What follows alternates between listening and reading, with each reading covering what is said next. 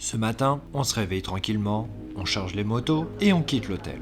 Comme je te l'ai dit dans le précédent épisode, tu trouveras à Bologne l'usine Ducati et son musée. Et devine quoi, on t'emmène y faire un tour. Quand tu rentres dans le musée, tu peux monter sur toute la gamme car celle-ci y est exposée. Après avoir pris place sur la multistrada, nous continuons notre chemin. Devant nous, s'exposent alors toutes les machines qui ont fait la fierté de la marque. Imagine, au début du siècle, un 125 cm3, c'était une grosse moto. Nous découvrons les différents moteurs produits, le Desmo Quattro et le fameux Testa Stretta qui équipent aujourd'hui les multistradas.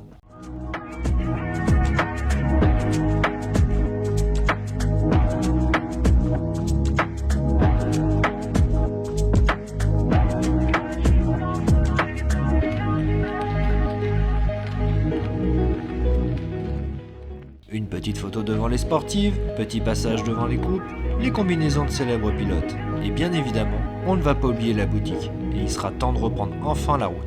Pas de visite de l'usine pour cette fois-ci, et non, car celle-ci est fermée pour les vacances.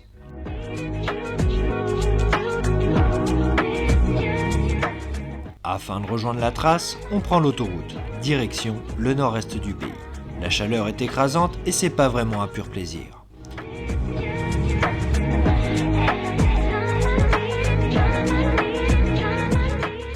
Passage au péage et on retrouve enfin des routes appréciables. Avant d'attaquer l'après-midi, on décide de s'arrêter manger dans une auberge sur le bord de la route. 12 € le menu, ça vaut le coup.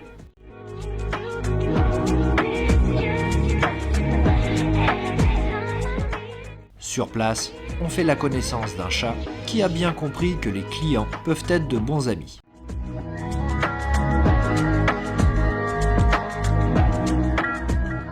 Après avoir bu un café et profité de l'instant, on remonte tranquillement sur les motos et direction la vallée de Lugja.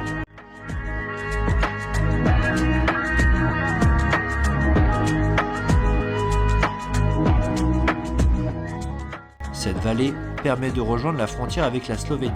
La route est nickel, le temps est avec nous, les tournants s'enchaînent les uns à la suite des autres, et après tous les trajets autoroutiers de ces derniers jours, cela fait du bien.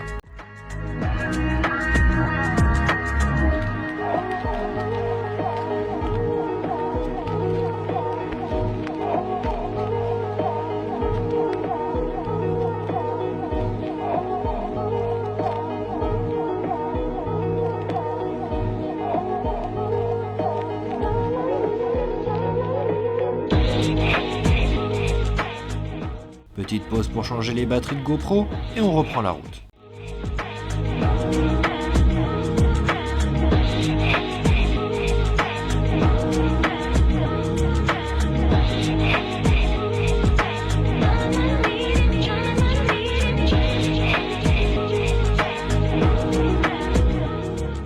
On passe la frontière et on franchit enfin la porte d'entrée des Balkans. La Slovénie est un tout petit pays coincé entre l'Italie, l'Autriche, la Hongrie et la Croatie. Ex-république de la Yougoslavie, elle prend son indépendance en 1991 avant de rejoindre l'Union européenne en 2004.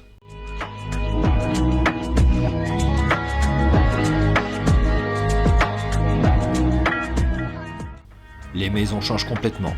Elles laissent place à des villages typiques, nichés au fond de la vallée. D'ailleurs, en parlant de vallée, on arrive dans celle de la Soka. Rouler ici est un pur plaisir. La température est très agréable, les routes bien dégagées et les occasions de dépasser sont nombreuses. Cependant, fais attention, il y a quand même du monde sur la route et les randonneurs sont très nombreux dans le secteur. On se retrouve sur le bord de la route et on prend le temps de descendre le long de la rivière. Le spot est super sympa et la nature nous offre alors ses plus belles couleurs de fin de journée. Le bruit de fond est ultra relaxant et il n'y a pas grand monde. Yo yo yo, on est en Slovénie. La porte d'entrée des Balkans. La porte d'entrée.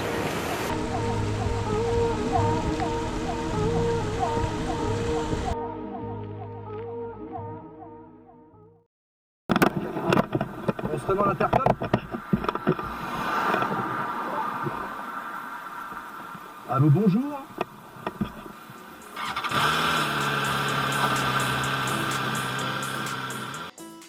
Après cette petite pause, on va attaquer la dernière section avant de rejoindre Bled. Et pour ça, on va passer par le plus haut col du pays, Zrik Pass. Les camping-cars sont nombreux et la route très étroite. C'est un peu galère avec des motos chargées. Enfin, surtout pour moi, car je suis encore bridé et du coup je vais devoir savater le Vestrom. Pour la petite histoire, cette route est appelée route russe car elle fut construite par 10 000 prisonniers russes en 1915. La Slovénie faisait alors partie de l'empire Autriche-Hongrie et par conséquent se battait avec les forces de la Triple Alliance.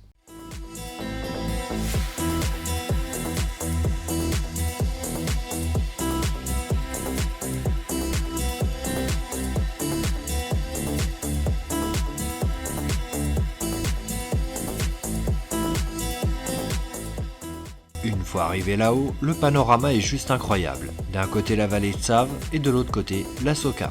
Cependant, il y a beaucoup de monde. Et quand tu redescends de l'autre côté, tu enchaînes 50 épingles avec des entrées de virage en pavé. Et forcément avec l'heure de pointe, c'est un pur plaisir si tu vois ce que je veux dire.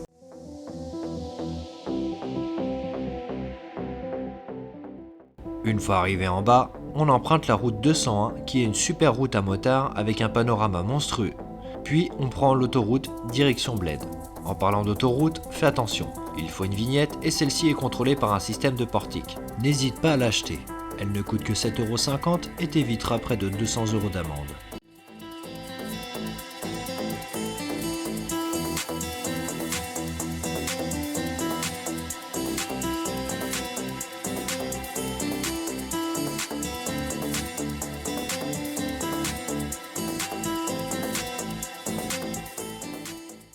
On arrive à Bled, on décide d'aller faire un tour au lac, et pour le coup, on aimerait bien se poser. Mais pas possible, c'est la fin de journée. Il faut qu'on trouve absolument un endroit où dormir ce soir.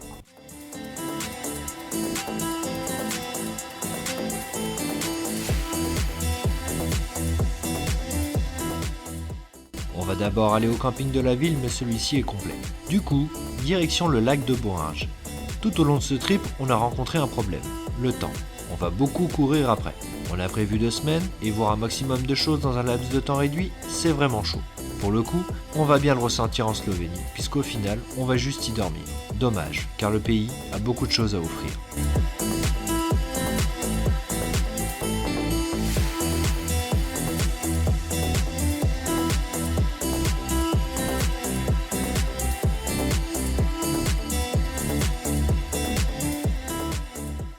Bon, après 40 minutes de route supplémentaire, on teste un camping dans la petite ville de Boinjka Bistrica entre 2 montagnes.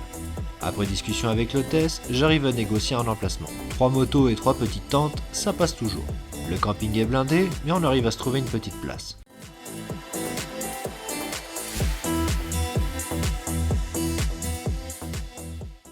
On déplie, on va en ville au supermarché local et on se pose tranquillement le soir.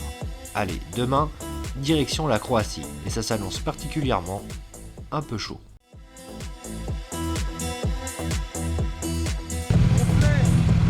C'est complet.